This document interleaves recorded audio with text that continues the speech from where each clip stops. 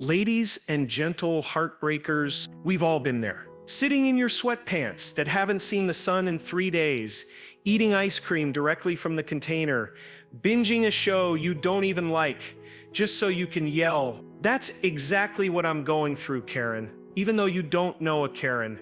But fear not, because I'm here to walk you through the miracle of getting over your ex, and no, you don't need therapy. Okay, maybe a little therapy. Everyone needs therapy. Even your dog. So, how do you move on from that magnificent disaster of a relationship? Well, listen up, because I've got answers, baby. Wild, loud, uncomfortable truths wrapped in ridiculous facial expressions and inner peace. Step 1, mourn with style. First things first, you're heartbroken and that hurts. So let it hurt. Don't shove it down or pretend you're fine when you're clearly one sad playlist away from adopting 12 cats and naming them all after emotions. Feel the sadness fully. Cry in the shower like it's a music video. Wrap yourself in a blanket burrito and stare at the ceiling while contemplating every decision you've ever made. It's okay. You're not weak for being upset. You're not dramatic for missing someone. You're a human being with a heart that dared to love, and now it's limping a little. Mourn the loss of what could have been, even if what could have been was just you two fighting over where to order takeout for the next 10 years. This is your permission to be a mess, but do it with flair. Dramatically toss your phone onto the bed like it betrayed you. Walk around your apartment in slow motion while sad piano music plays in your head. Let your heartbreak be art. Let it be loud. Let it be ugly. And then when you're ready, you'll start to rise. Maybe still in sweatpants, but with a little more light in your eyes. Step 2, do not text them. Listen, I know it's tempting. Your fingers are twitching, your phone is glowing like some kind of cursed object from a fantasy movie.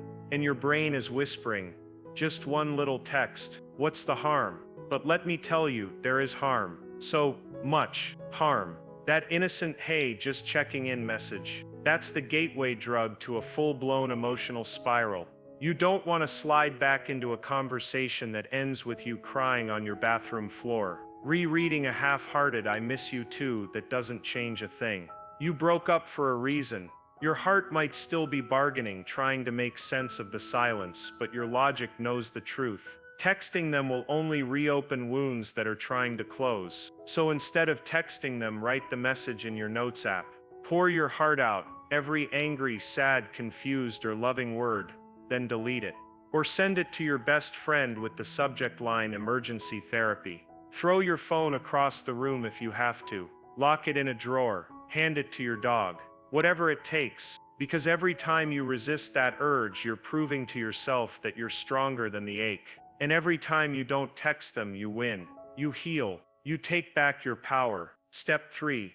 Romanticize your freedom. This is your moment. You're free. No more compromising on what show to watch. No more pretending you like their weird taste in music. No more tiptoeing around their mood swings, or waiting for a text that takes 6 hours to arrive. You are single, and that's not a punishment, it's a freaking upgrade. You get to wake up on your own terms. You can decorate your space however you want, wear whatever makes you feel powerful, and eat cereal for dinner without anyone raising an eyebrow. You get to rediscover yourself, the real you, the one that might have gotten a little lost in the we. You can dance around your living room in pajamas, plan spontaneous road trips, start new hobbies, or even change your entire look just because you feel like it. Freedom is delicious when you stop seeing it as loneliness and start treating it like liberation. So fall in love with your own life. Take yourself on solo dates. Sit in a coffee shop with your head held high, knowing you don't need anyone else to complete your joy. Romanticize the hell out of this chapter, because the truth is, your life isn't on pause, it's unfolding.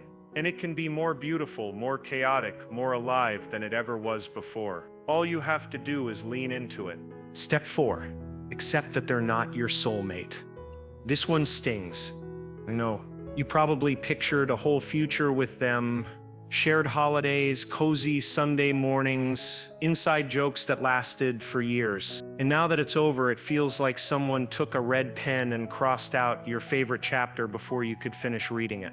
But here's the truth you need to sit with. If they were truly your soulmate, they'd still be in your life. Soulmates don't leave you feeling confused, small, or unworthy. They don't disappear when things get hard or make you question your value. The person who walked away, ghosted, hurt you, or just didn't choose you, that's not someone who's meant to be your forever. They were part of your story, yes, but not the whole book. It's hard to let go of the fantasy, especially when the memories feel so real and the love felt so deep. But sometimes we fall in love with potential, with the idea of someone rather than who they actually are. And sometimes we hold on to the hope that they'll change, come back, or realize what they lost. But life isn't a movie, and closure doesn't always come wrapped in a neat, dramatic reunion scene. Sometimes closure is simply accepting that you deserve more. You deserve someone who chooses you every day, not just when it's convenient. Letting go doesn't mean the love wasn't real.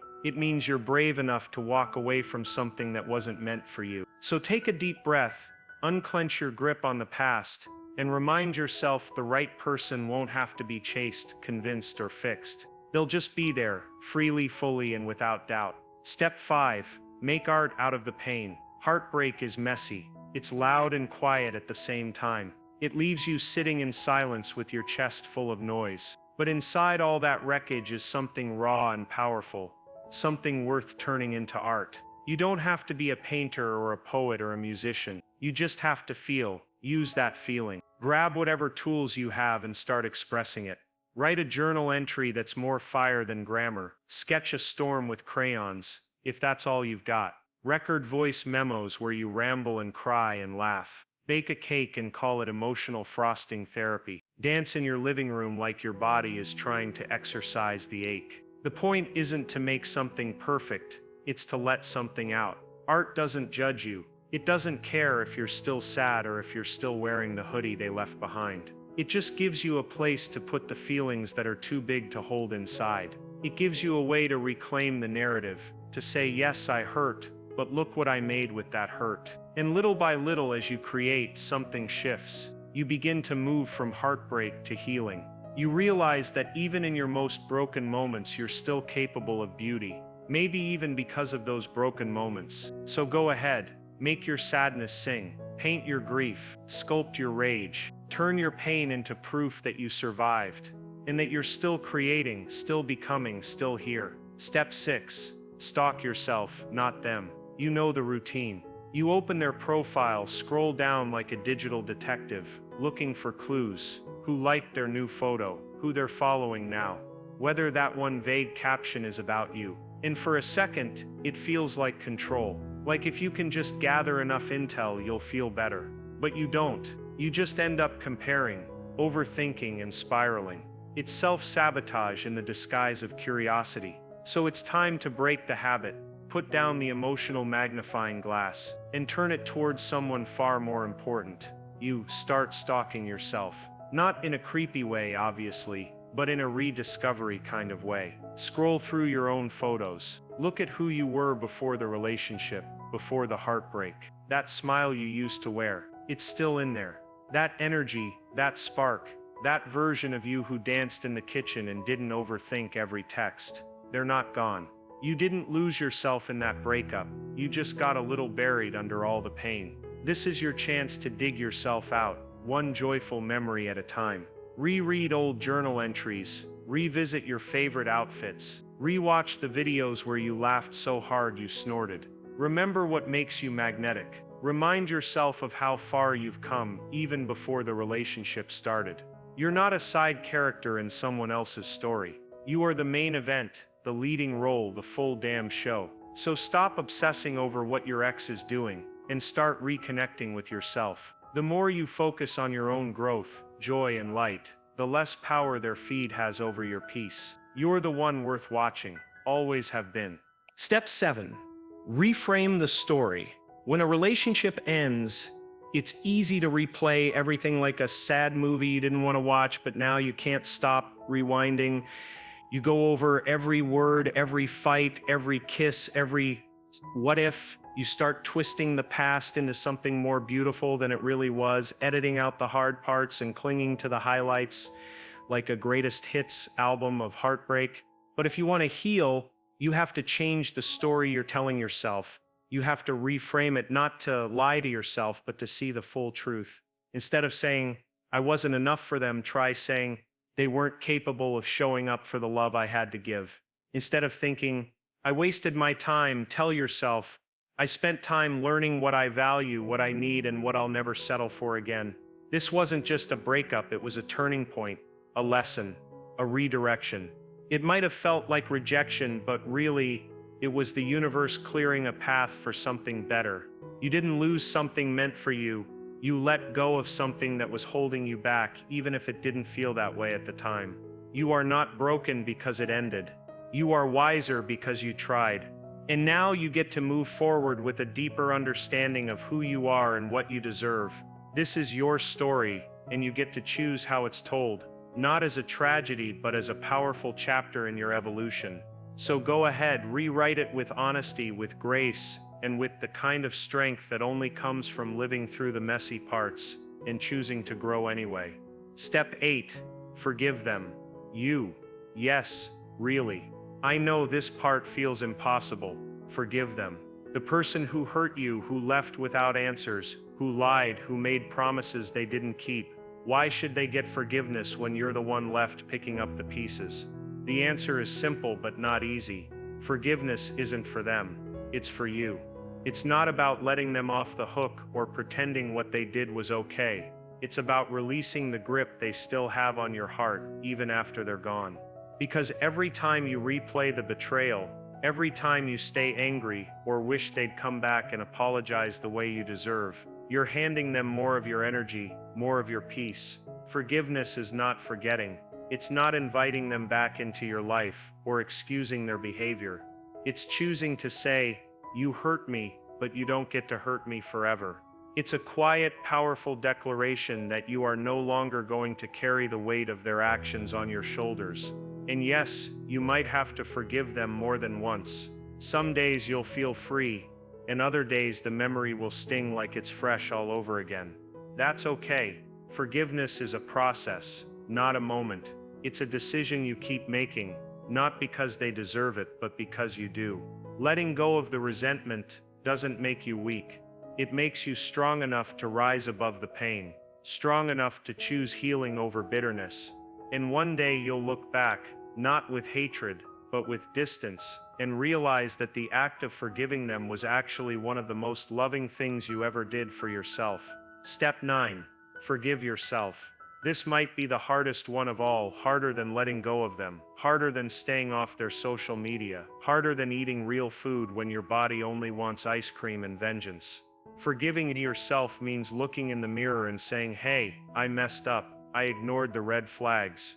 I stayed too long. I lost parts of myself trying to make it work. And you know what? That's okay, because we all make choices from the place we were in at the time, out of hope, out of love, out of fear, out of loneliness. You did what you knew how to do with the tools you had. And now that you know better, you'll do better. That's growth. But healing won't fully happen if you keep punishing yourself for the past. Stop replaying the should-haves and what-ifs. Stop beating yourself up for not walking away sooner, or for sending that last text, or for giving them yet another chance. You were learning. You were loving. You were trying. And that deserves compassion, not shame. You don't owe anyone perfection, not even yourself. You are allowed to be human. You are allowed to have fallen, to have believed in someone who let you down. That doesn't make you foolish. It makes you someone who was brave enough to care. So give yourself grace. Talk to yourself like you would a friend who's hurting. Be gentle. Be kind. Be patient. Let go of the guilt. Let go of the regret. Because healing isn't just about moving on from them. It's about returning to yourself with open arms and saying, I forgive you. I still love you. And we're going to be okay. Step 10. Stop asking, what if? It's the question that loops in your mind, a relentless soundtrack to the aftermath of a breakup. What if I'd done things differently?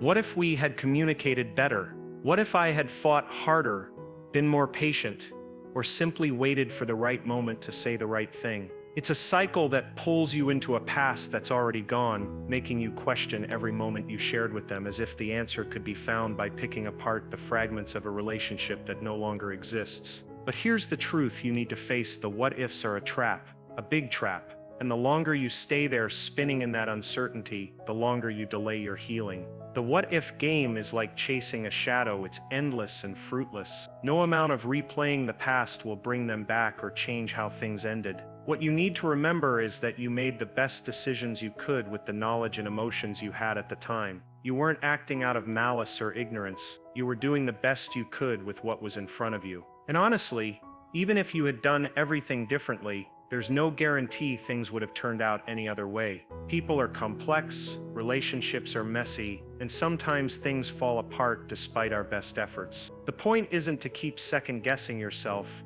It's to recognize that no amount of hypothetical scenarios will change reality. Instead of asking what if, try asking what now. What can I learn from this? How can I grow? What parts of me are now ready to heal and thrive?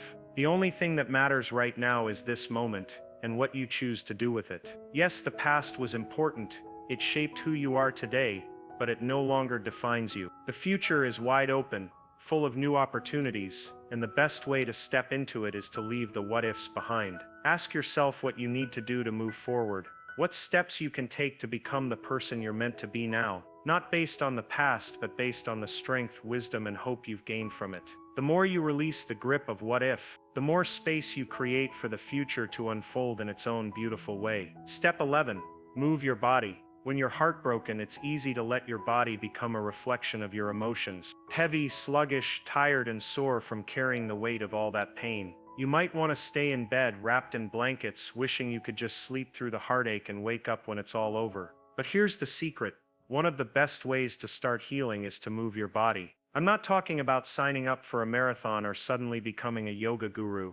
Unless that's your thing, then go for it. I'm talking about simple, everyday movement that helps you reconnect with your physical self and release the emotions that are stuck inside. Start small. Stretch your arms over your head and feel the tension in your chest release. Take a walk around the block. Just a few minutes of fresh air and movement can make all the difference. Dance in your living room, even if you're a terrible dancer. Especially if you're a terrible dancer, turn up the music and let your body shake out the sadness. Your body is made to move, and moving it is like telling your soul, it's time to let go. Exercise doesn't just build strength, it shifts your energy. It helps you break free from the mental spiral of overthinking and forces you to be present in the moment. It releases endorphins, those little feel-good chemicals that make you feel lighter, happier, and more alive. It might not fix the pain immediately, but it will start to chip away at it, one step at a time. Plus, moving your body helps you reclaim control over something yourself. You may not have been able to control the breakup,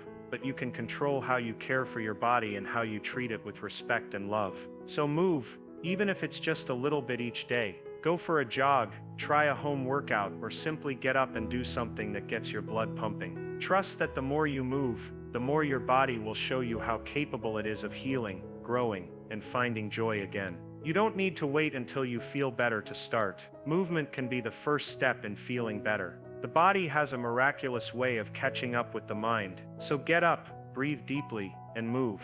Your heart will follow. Step 12.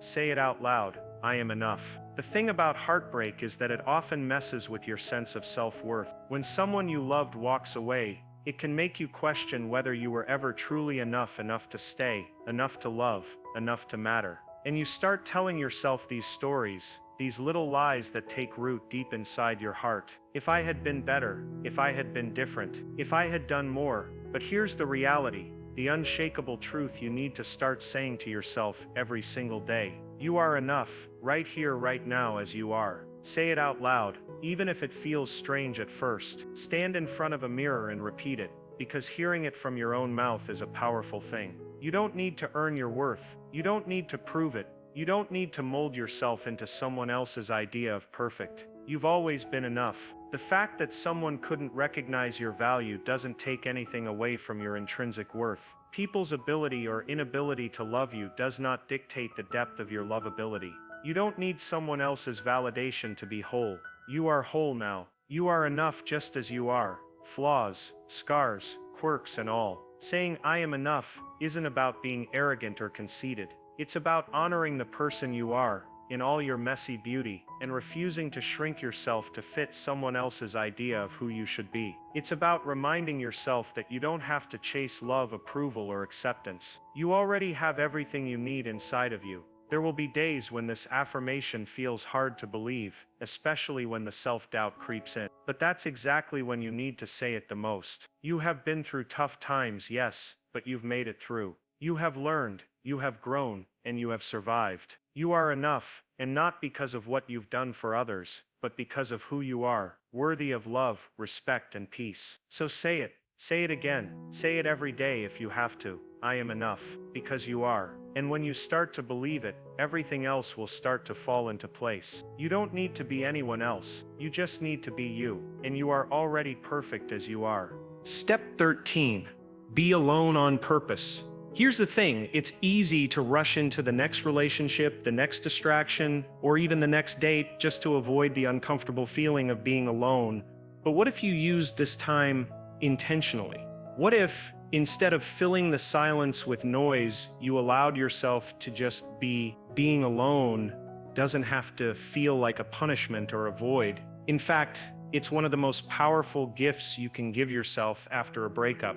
It's time to rediscover who you are outside of a relationship. It's time to get to know yourself again, to reconnect with your desires, your dreams, and your passions without anyone else's opinions clouding your path. Being alone on purpose means embracing the solitude not as something to be feared, but as an opportunity for deep personal growth. It means allowing yourself to sit in the discomfort of the silence and realize that you're more than capable of filling it with your own joy. You can plan your weekends around what you want to do, whether it's visiting a new coffee shop, hiking a trail you've always wanted to explore, or diving into a hobby you've put off. You're no longer defined by someone else's presence. You are defining yourself. This is your time to recharge, to heal, and to understand what you truly need from life and from the people in it.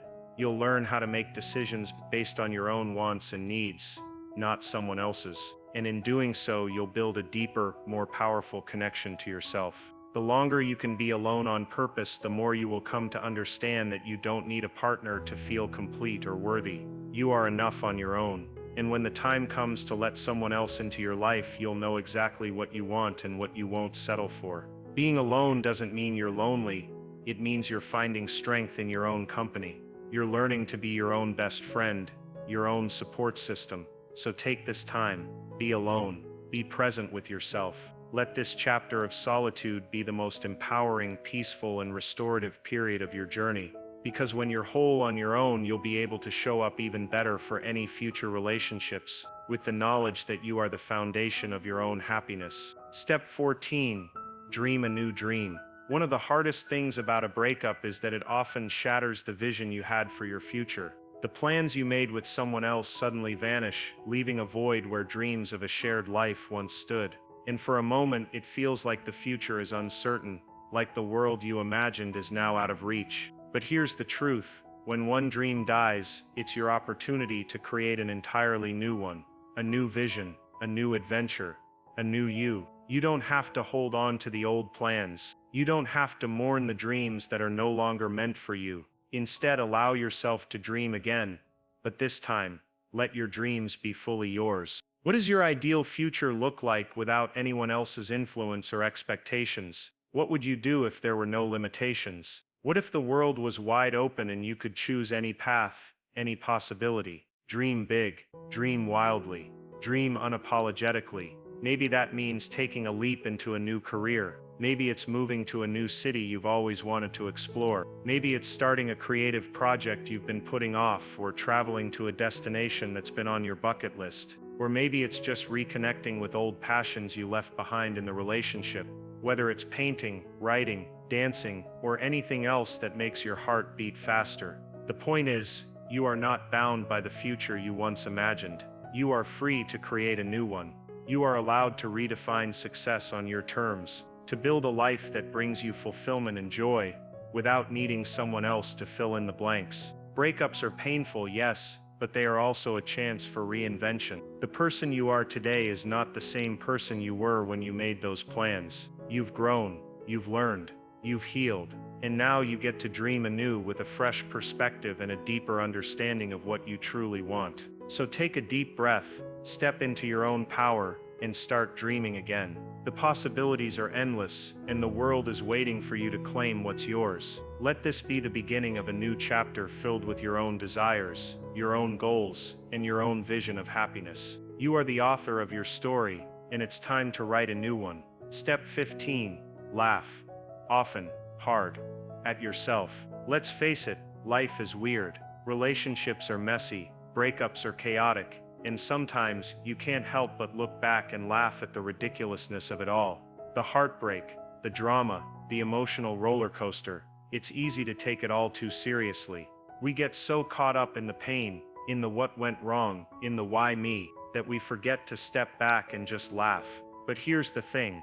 Laughter is a form of release. It's the ultimate antidote to taking yourself too seriously. When you can laugh at the absurdity of your own experiences, yes, even at the things that hurt, you free yourself from their grip. Laugh at the awkward moments. Laugh at the embarrassing things you said or did in the heat of the breakup. Laugh at the times you tried so hard to make things work, only to realize it was never going to happen. Laugh at the funny messages you sent when you were in an emotional frenzy. Laugh at the dramatic text threads, the ridiculous advice from friends, the cringy moments you now look back on with a smirk. It's all part of the journey. And when you can laugh at it, you start to take back your power. You stop letting the pain control you, and you start seeing the humor in the imperfection of it all. Laughter, especially when it's aimed at yourself, is freeing.